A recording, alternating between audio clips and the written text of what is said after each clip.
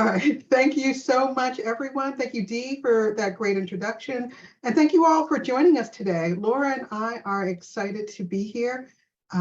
We've been looking forward to this conversation, and we're looking forward to hearing from you at the end of the session during our Q&A session. The title of our session is your management and leadership development ready for 2024? That's not a rhetorical question. We really want you to consider it as we go through our presentation today. Because if you consider what managers and leaders are being asked to do, and in the context that they're being asked to produce in 2024, it's a lot. Hybrid working has completely changed everything about the way we work and the way we interact with one another. Technology is making leaps and bounds and changing the way we actually do our actual work and get things done. And this is all happening in a global environment where there's economic uncertainty, there's global uncertainty. They've got to do a lot, and they've got to adapt to a lot, and they've got to lead, motivate, engage, and develop their teams in the midst of all of this. It's a good time to check in on our strategy and how we're developing our folk, right? So in this session, we're going to be focusing on what we're seeing in terms of leadership and development trends in 2024 and beyond. We're also going to talk about the ways in which L&D, we can best use our resources, our budget, our time, our energy towards impacting and having a positive impact in terms of developing those managers and leaders. During this session, we encourage you to consider those trends and consider your strategy and your approach, and see if there are ways that things you haven't considered, or if there are ways that you might make some adjustments. We'll also share what we're doing and our strategies for impacting and having a positive impact on managers and leaders. Before we dive in, I want to give you a little bit more context about who we are and what informs our perspective on management and leadership. Laura and I are part of Hemsley Fraser. Hemsley Fraser is a global learning and talent provider. We work with companies every day to support the entire learning solution lifecycle. So from concept, from beginning with, we need training, helping companies to understand and define their training objectives and making sure that they're strategically aligned, to designing that training, to providing support for the implementation of that training, to measuring it, the full gamut. Our wide range of services and flexible approach to partnering means that we can step in at any point of this process and do any part of the process or support the entire thing, making us a plug-and-play learning and talent development provider. In terms of management and leadership, this is an area of particular expertise. We've been working with companies for over 30 years to help them build leadership capacity within their organizations. This means that we have direct hands-on experience helping companies evolve their strategies and move their organizations forward. And we're drawing on experience from across the spectrum. And we also rely on experts within our organization, like Laura. So Laura, I'll turn it over to you to talk a little bit about our groups within Hemsley that guide our development. Okay, thanks, Bree. As you explained, I'm really happy to be here. And we're quite different in the roles that we do within Hemsley Fraser. So Bree is part of the organisation. So she works obviously as an integral part of Hemsley. And I'm an external consultant and advisor to Hemsley, and I'm part of our insights group. So I am part of this team of people that we pull together periodically in order to look at what are the latest trends, what's the latest market insight that we need? What's our particular point of view on the most crunchy, relevant topics that L&D professionals are working with and wrestling with? So I'm part of that mix, and we meet every quarter and review the latest trends based on client input, based on internal specialists like Bree, but also external specialists like me, who specialise in a particular topic. And I specialise in management and leadership development, as you've heard, but also in career development. And I'm a psychologist, basically, and I'm doing a PhD in psychology. So today what we're going to do is share with you the latest trends. So these are the topical trends that are happening within 2024, and they specifically relate to management and leadership. The first 6 that we're going to share with you are some of the topical challenges that managers and leaders are facing. And probably most of your managers and leaders in your organizations will be experiencing a version of these. So we'll share with you what we're finding are the most topical trends around the 2024 context. And then the next 6 challenges will be more about what we can do around management and leadership development specifically to help them develop. Okay, so let's dive straight in without further ado. So the first 3 trends that I'm going to share with you, and these are what managers and leaders are facing and tackling. The first one probably won't come as a big surprise, and this is how to navigate uncertainty. So if there's lots of change going on, and transformation is a common phrase that I'm sure we all are sick of by now, frankly, I certainly am. And what we've found through our research is that the trick and the challenge that managers and leaders need to be able to address is to provide sufficient stability for their teams, but also to be able to respond in agile ways. So they need to manage both ends of that, enough stability, but also be able to be agile and flexible. So leaders can provide stability around things like having high quality standards, having really clear goals and expectations, expecting people to speak up, to participate, to be innovative, but also keep an eye on the external environment. The second area, and we'll come on to a quiz question on that in a minute, so we'll talk a bit more about navigating uncertainty. The second trend that we're seeing, not surprisingly, is the need for leaders to become more AI savvy. That does not mean they need to know everything about Gen AI, but they do need to have a broad enough knowledge and some practical know-how and confidence about it. Basically, they need to be AI smart or savvy in this case. There's some interesting research by Fishbowl, for example, who show that the use of AI among professionals is climbing and continuing to do. And for example, 70% of professionals are saying that they use AI at work, but are not telling their boss, which is interesting. So they're sneakily using AI. And also, according to the World Economic Forum, the majority of workers are wanting AI training, but their companies are often slow to respond, and leaders aren't necessarily as up to date as their teams are for the reasons that we've just said. Our third trend really relates to the fact that we're hearing people are really busy. And this year, we really need to bust this issue. So back-to-back meetings for leaders needs to go out of fashion.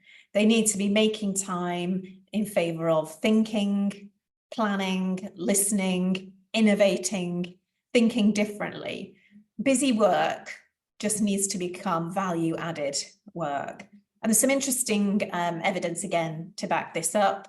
So there's a good report just last year by the CIPD, and they found that unnecessary or poorly planned meetings fundamentally affects employee well-being, performance, productivity. Probably not a big surprise, but sometimes it's nice to get those validated. And many people do not feel heard because their managers are just busy, busy, busy. So 63% in a recent study by the Workforce Institute 63% believe their voice is not heard. So their leaders are not taking time to find out what's going on for them and use their own ideas and their own innovations. So some first three challenges there, I'm sure, well, just have a think about your own organisation and do these resonate with you? So are your leaders having to navigate uncertainty? Are they having to become more AI savvy? And do you recognise this challenge around busting busy work? Okay, so, but without further ado, we'd love to get you involved. So if we can ask you to take to the chat. Oh, so we have a poll, my mistake. So we have a poll. So according to McKinsey, what percentage or what chance do companies have of being ranked in the top 25% of organizational health if they can exhibit both speed and stability? What percentage of companies would rank in the top 25% of organizational health? Is it 50%, 70%, 30%, or 90%? Nice mixing up of the numbers there, I think. Interesting. So what are we seeing?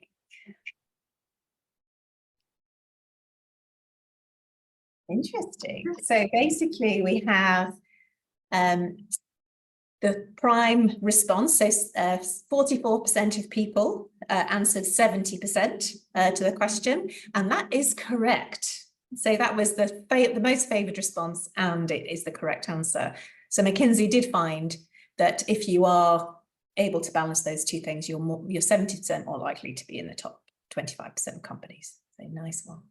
Okay, let's hear about our next three trends. Over to you, Bree. Okay, awesome. Go ahead. There we go. Okay, so the next three trends that we're going to talk about really speak to the importance of relationships and interpersonal dynamics and the role that managers and leaders play in fostering positive relationships and interpersonal dynamics within a team. Let's start with connecting and belonging. If you've been watching the news, if you have been a part of the world, in any other working world in any sort of way, you notice that the way we engage and interact with each other has changed.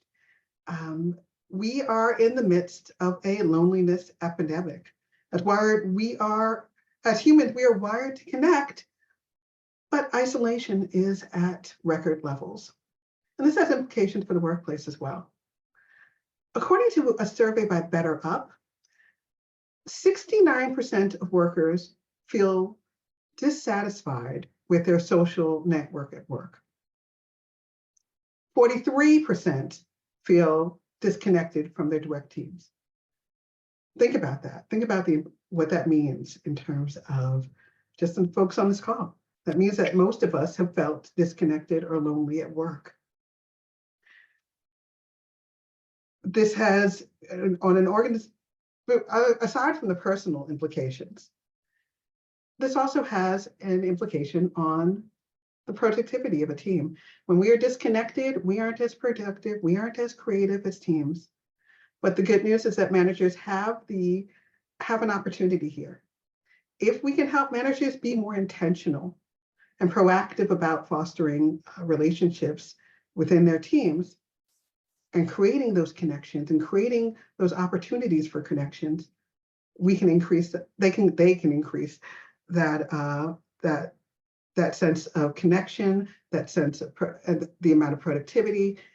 And when people feel connected and to a team, they're more likely to stay around longer. They're more likely to be more invested in the business and more invested in their own development within the organization. So it's an important area when we're talking about connecting and belonging. Another area, the next trend that we're going to talk about is accountability.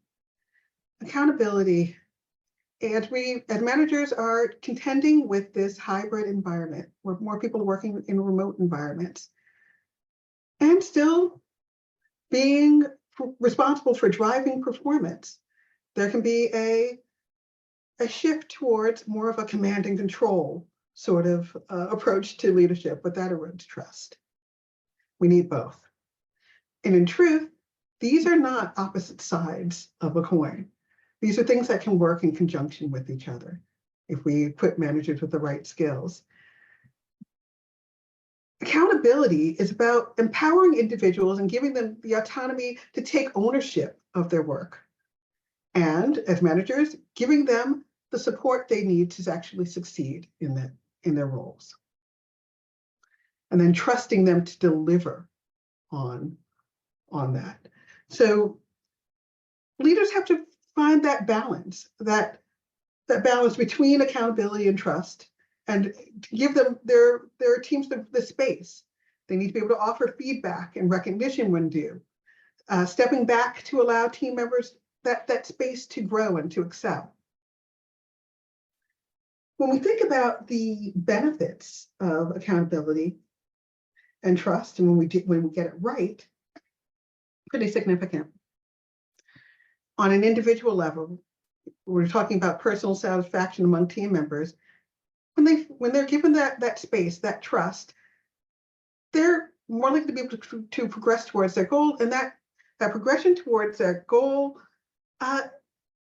means that they're having their best days, according to the Harvard Business School. And in high trust companies, employees report less stress, more energy and higher productivity, fewer sick days. So finding that balance, critical. The third trend that we're going to talk about is multi-generational teams. Again, this is sort of a favorite of social media, right? Everyone grumbling about the generation that they are not a part of in terms of their approach to work and the way that they engage with work. Truthfully, and when we look at it from, when we take a step back and look at our workforce, it is more diverse than ever. We're staying in the workforce longer.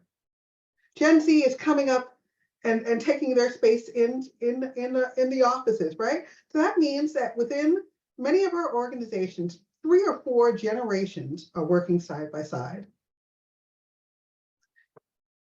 Why is that important?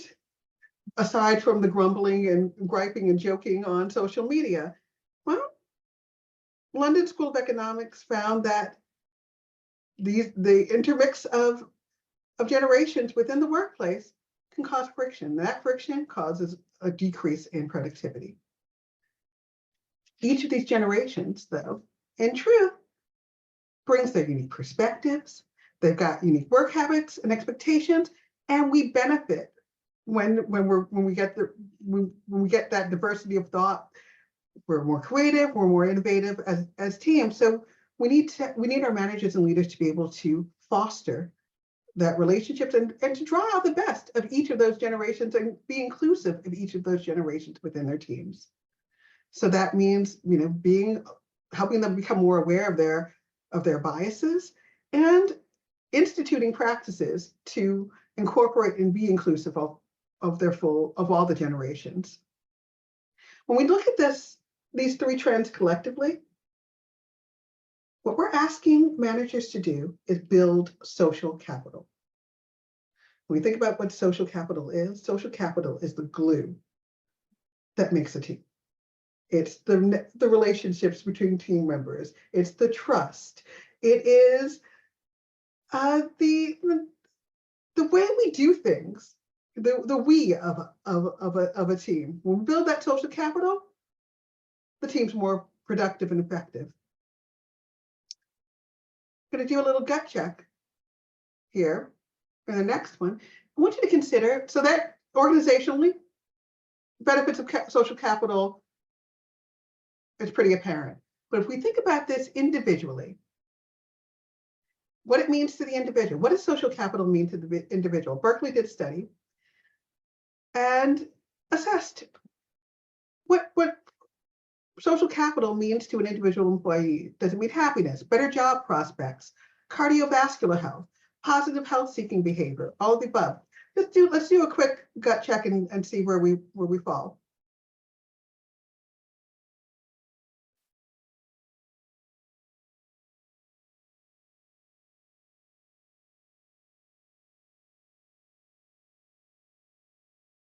Okay. A big, bold, all of the above by 91% of you, and you're absolutely right. And it was an easy question, but we asked it to underscore the importance of connections and the manager's role in fostering connection. It works on a team level, it works on the individual level. So as you consider your strategy moving forward, I want to leave you with a few introspective questions to ask yourselves. Are your managers being intentional about building and fostering relationships within their teams? Does your management and leadership strategy emphasize relationship building? And are you giving them actionable strategies within that curriculum, within that workshop, within that learning experience that they can apply? Are you making it meaningful and actionable? So I'm going to turn it over to Laura for the next three. Okay, thank you. So as we know, the first six were really around what managers and leaders are facing specifically in 2024, what that context is. What we're going to focus on now is shift gear to us as L&D. So what is it that we need to be paying attention to specifically this year and beyond around how we help to develop managers and leaders? We're going to keep the pace up. So the first three are here that I'm going to share with you. So we've already touched on AI, so I'm not going to talk too much about that from a management perspective.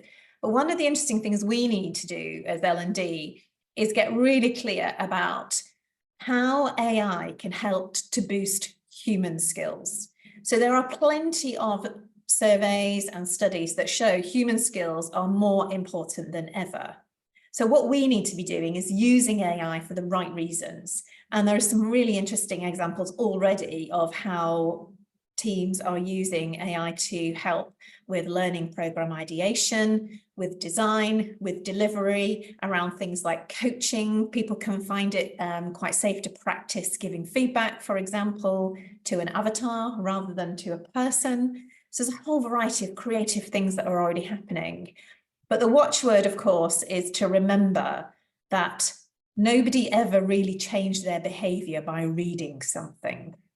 So if you put a search into ChatGPT and you find an answer about what does it take to be a great leader, you are very unlikely to change your behavior just on the back of reading something. So we need to be really clear as L&D professionals about how AI can boost human skills and how it can't. So there's still quite a lot as human beings that we need in order to shift our behavior. The second trend, we've talked about learning in the flow of work for some time. So this is a continuation of a trend in a way, but with a slightly different angle on it.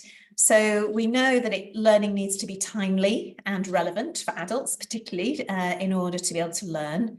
But it also needs to respond to the way work is changing. So hence why we've got an interesting image here of an electric bike, actually. It is on the surf rather than a surfboard. So the nature of work might be changing. So we need to pay attention to that as much as making sure that we are in the flow of work. And what we find from work from Deloitte, for example, is that organizations who can successfully implement learning in the flow of work significantly improve their business outcomes and are able to adapt to the changing environment as they're keeping up to date and relevant with skills. The third aspect that's a key trend in 2024 is to really fixate on the impact of learning and the learning solutions that we're putting in. Now, let's just all be honest. As L&D professionals, we can succumb to the latest trend and the latest shiny idea or the latest topic. And AI may well be one of those examples in your mind, and maybe not for others. So let's not just get excited about the latest shiny thing. Let's really focus on making the best impact for the organization and our learners. And we use our voice model that you can see here. There's more on our website if you want to learn more, to help focus what we're doing to make sure that we are driving the value that we need driving the best outcomes that we need, having the best impact on the learner experience, and making sure all of that is relevant to the context of the organisation that we're working on. So you can use this sort of framework to make sure that you are fixating on impact rather than just being seduced by the latest idea or the latest trend that you're seeing. Okay, thanks, Bree. And the poll that we have associated with these trends is really around the human skills that are most relevant in a Gen AI world. So in your perspective, which do you think is the most, I realize this is a tough question, but if you were going to choose one thing, what do you think is the most important skill that, all of your learners in your organizations will need? I'll give you a second to have a look at that. Is it resilience, critical thinking, emotional intelligence, communication, collaboration, adaptability? Which would be your pitch? I should say there isn't a right answer to this. There are some surveys that give us some clues, but it may well differ for your organisation. So let's see what you've got. Interesting. So we have a nice spread. So the top answer, for those of you who are watching this on record, that we've got is 33% are saying emotional intelligence, which really makes sense given that we're talking about in an AI world. The second one is critical thinking, and I am inclined to agree with you on that one. I may well have put that as first if I was able to contribute to the poll, in the spirit of being able to critique what AI comes up with, for example. So if you're generating content, having that ability to bring the wisdom to the AI and to critique what it comes up with. So yeah, number one, you came up with emotional intelligence, then critical thinking and adaptability and communication coming up quite close after that. Really makes sense to me. So yeah, thank you for that.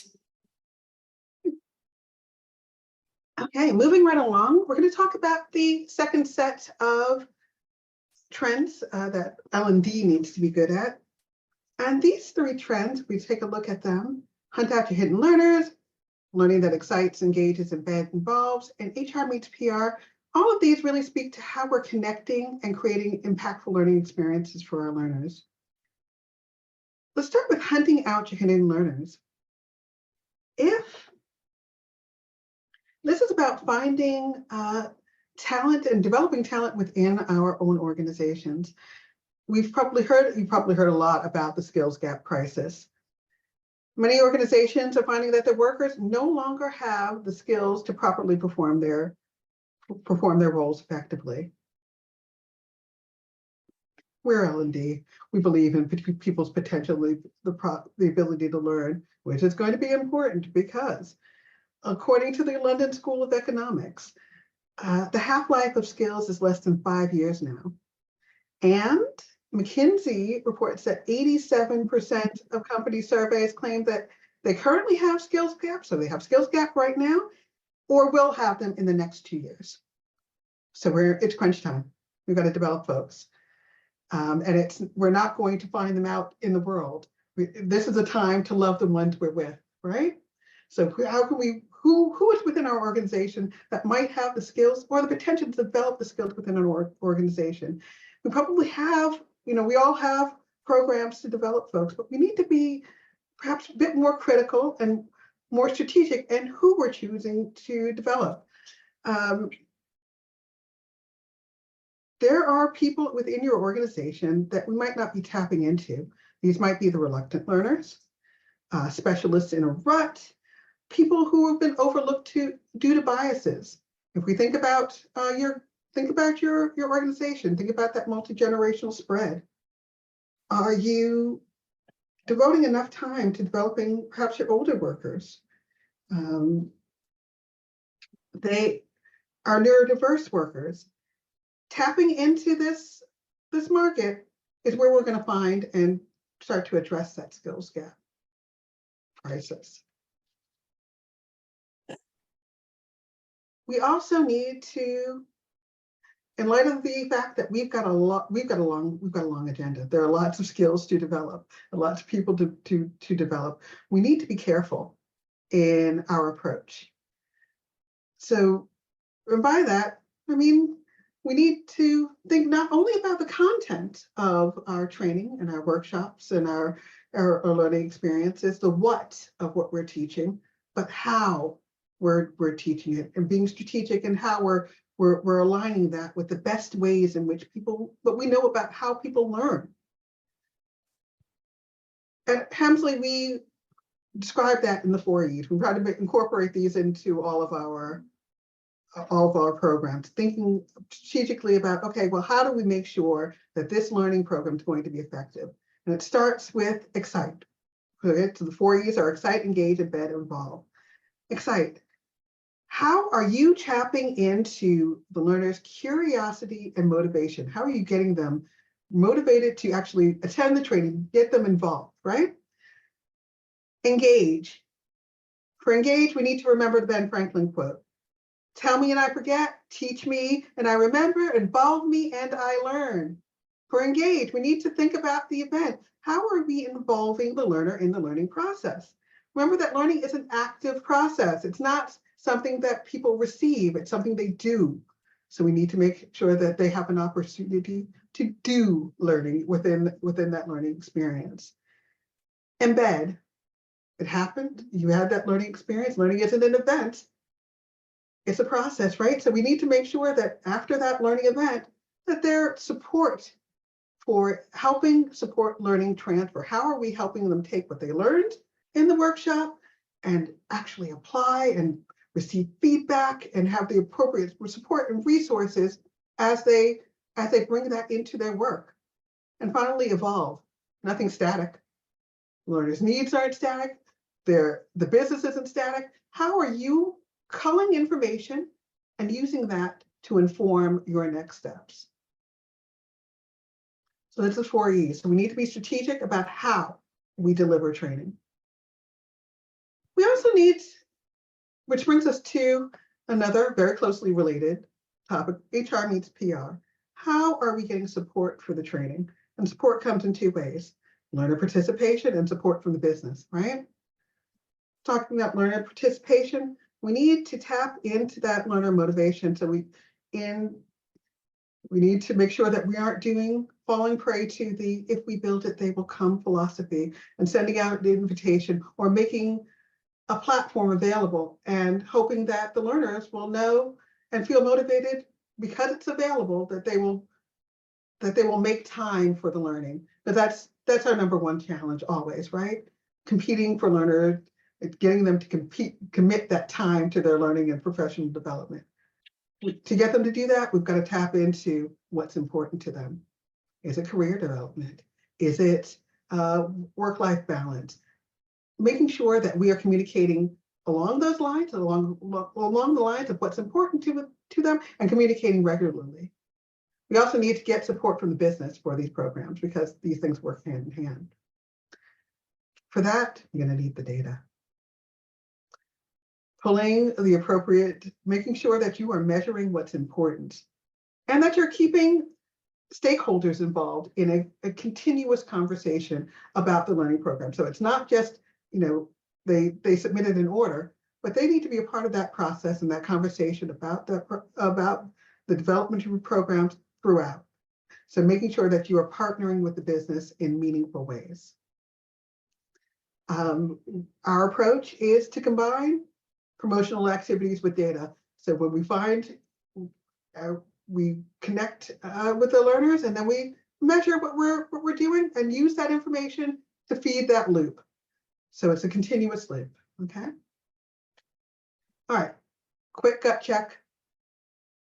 For the next poll question, we're going to flip back. I want you to consider, it's this true-false question. Older workers could be the answer to the talent pool crisis, but research shows we invest less than 50% in learning for over 50s. Is that true? Was that true for you? In your organization? Let's do a quick gut check.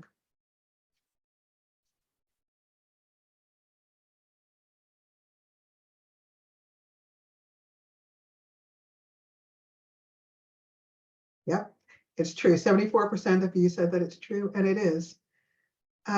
bringing this up. Why is this important? It's important because, just to reinforce that, older workers are the fastest growing segment of the workforce. At 50, if you think about someone who's 50 in the workforce today, it is not unreasonable to think that they've got another 20 years in the workforce. So why would you stop developing someone who's going to be hanging around for another 20 years? So we need to make sure that we are including them in our strategy. So to leave you with a few introspective questions as you consider your plan for 2024, are you being inclusive in terms of who you choose to spend your development time, resources, budget, dollars on? Are you designing programs that support learning across the spectrum of your learner audiences? Are you designing programs that align with the way people learn? And what are you doing to connect with your audiences and your stakeholders? Okay, so that's the last of our trends. Hope that was helpful, and I hope we got a few things from that. We're going to move on. Okay, so I won't dwell on this, but just to remind you, if you didn't see it at the beginning before we joined the main webinar, if you are also interested in not just the trends that are happening in 2024, but what the top capabilities are that your leaders and managers need to develop, whatever the level actually, these apply to all levels and all organizations, then you can find out more through some links that we're going to send you in a minute. And also find out more about these particular capabilities and how you can go about developing them. So there's some really interesting insight specifically about these available to you. Okay. Absolutely. And just if you've got your phones out, go ahead and snap that QR code. We've covered a lot of information today. We've compiled it onto a site for you. Additional details, recapping what we covered today and some additional resources. And you'll also be invited to get a free resource that you can share within your organization. One of our fluid books, one of our interactive ebooks. With that, we just have a few more minutes. So I want to go ahead and see if there are any questions in the chat, or if there are any questions that we might be able to field for you. We have one or two questions.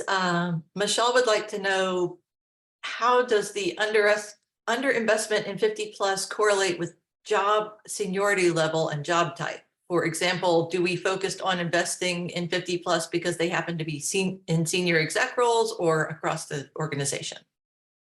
It's a great question. I'm going to pick this one up if that's all right, because my research is all into mid-lifers. So the psychology research I mentioned, that's what I'm specializing in. So there's two pieces of research that I think are particularly relevant here.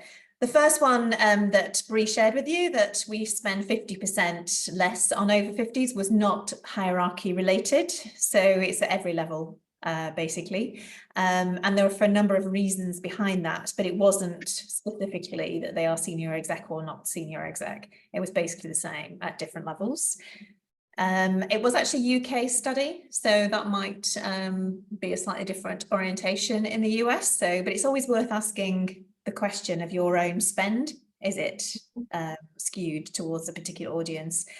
It's not all about the organizational agenda. Some of it's about how much the over 50s take it on themselves. So they give it away to other people, thinking they need it more because they're earlier in their career sometimes. So it's a bit of some and some. So they don't get offered as much, but also they don't take up as much. So they're a really good example of hidden learners. So if you can encourage your over 50s to learn, then you're onto a winner, because they generally are less likely to leave. They're less likely to be absent. They can learn just as well as anyone else. They can take up new skills and technology as well as anyone else. So actually, it's a really good investment. Okay, let's see. What innovations do you think that we need to see in L&D to help navigate these trends for 2024? Well, I think we've touched on some of them, but I think for me, one of the key trends that we touched on was around AI, and making really good use of it and really good smart use of it. but also how asking the right questions about what is it that's most important to us as an organization, and what is it that we really need. And one of the things that I've seen time and time again that we do as L&D professionals is we take a business strategy and then we translate it into our L&D strategy, when actually what I think we need to do is build the L&D strategy into the business strategy and it become part of it. So by developing what are the business capabilities that we need to be good at and then investing in them from there. So not to have it as a separate activity, but to have learning and capability development as part of the business strategy, and not to translate it, not to use our L&D speak, to actually just use the business language and to align it 100% with that. Makes sense. Well, I think you've given everyone a lot of food for thought, and I just want to remind everyone that we will be sending out an email, and it will have this recording. It will have links to all of the information that Bree and Laura have discussed. So no fear, you can take some time to digest it at your leisure. We're right at time, so I'd like to thank you both for joining us today. And is there anything else you'd like to leave us with before we go? Just thank you all for coming. We will send out the additional details to you. And if you want to connect, please do. Please reach out. I am here to continue the conversation.